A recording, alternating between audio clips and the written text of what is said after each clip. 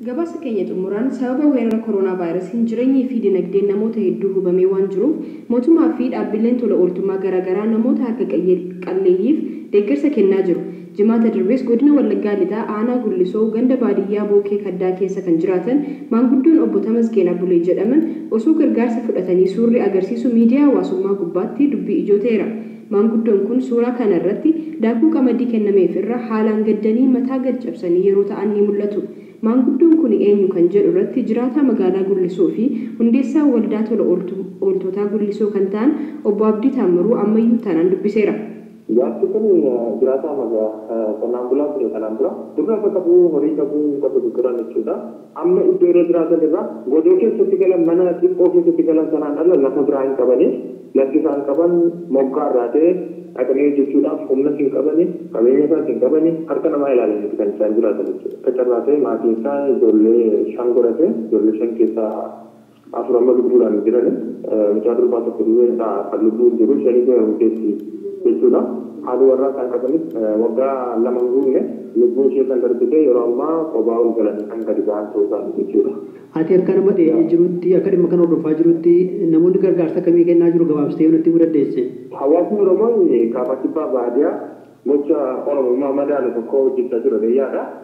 Kooperaatiiviirra kan jiru naannoo firii kuma dhibba tokkooti amma ilaalle jechuudha. Kuma dhibba tokko kuma shan baankii daldalaarra wanti jiru immoo firii kuma kudha sadan tokko sadiitti kan fixu. Sanaan alattis biyya bakkeerraa abbaa faadha koo ijoollummaan hin dhabee mi'a abbaa faadhaa warra dhabetu beekaa kanaaf nama kana harkaa godhachuun barbaada. Ji'a ji'aan damooza waan isaan hin dhabee mi'a abbaa faadhaa warra dhabetu beekaa kanaaf nama kana harkaa godhachuun barbaada. Ji'a ji'aan damooza waan isaan ittiin jiraatan nan kennaafi mana yaalaatti geeffamanii amma yaalamuu qabu ekspeensiifaa hundumaa nan danda'e piroomisii garee jira namni kun taaree tokkicha jedhama jechuudha nama bulee horaati. Suura sana irratti jaarsi kun mataa isaanii gad cabsanii waan baay'ee miidhaman fakkaatu.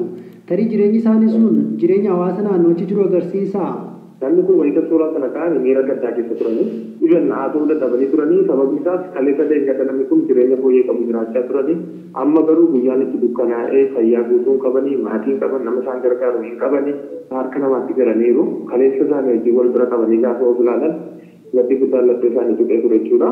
Namni rakkoo hammaatas ispeeshaalii yeroo muraasaatitti sababa rakkoo garaagaraa namni rakkoo siyaasa diinagdee hawaasummaa bal'aa keessatti kufaa kan jiru ta'uusaa waan nutti agarsiisudha jechuudha. Maanguddoo kanaaf ameessa akkamiin akka kennuuf murteessan Daayirektara qorannoo qonnaa hollataa Dr. Kafanaa Ifaatiin ammayyuu ittaanan gaafateera. Tokkoffaa lafa yoo qabaatan lafa isaanii sana gubbaarratti galtee qonnaaf barbaachisu hundumaa fakkeenyaaf kan akka sanyii filatamaa, kan akka xaa'oo, kan akka farra ilbiisaa, kan akka farra aramaa bilisaan seenee dhaqneetoo lafa isaanii qonnee facaasuudhaaf mabsaa gubbaarratti immoo horii aannanii yeroo ammaa kana kan elmamaa jirtu gatiin ishii naannoo qarshii birrii 70,000 hanga 80,000tti tilmaamamu arjoomuudhaaf jiddu galeessi keenya qoreedhaan murteessee jira jechaadha. Yoomitti geessitu jechuudha? Torban dhufutti kan geessinu aananis gargaarsa taasisee waajjirri beeladaas gargaarsa taasisee manni beeladaa kanaaf ta'u akka ijaaramuu fi laftis immoo nyaata beeladaa gamarratti faca'u akka qophaa'u akkasumas yeroodhaaf saani kuri albeetu akka rakkanne nyaata silaatii ajaa'af ta'u wajjin geessuudhaaf kana murteessinee jirra. Sa'aan kun isaa akkamitti sa'a faranjii jechuudha? Sa'a diqaalaadha.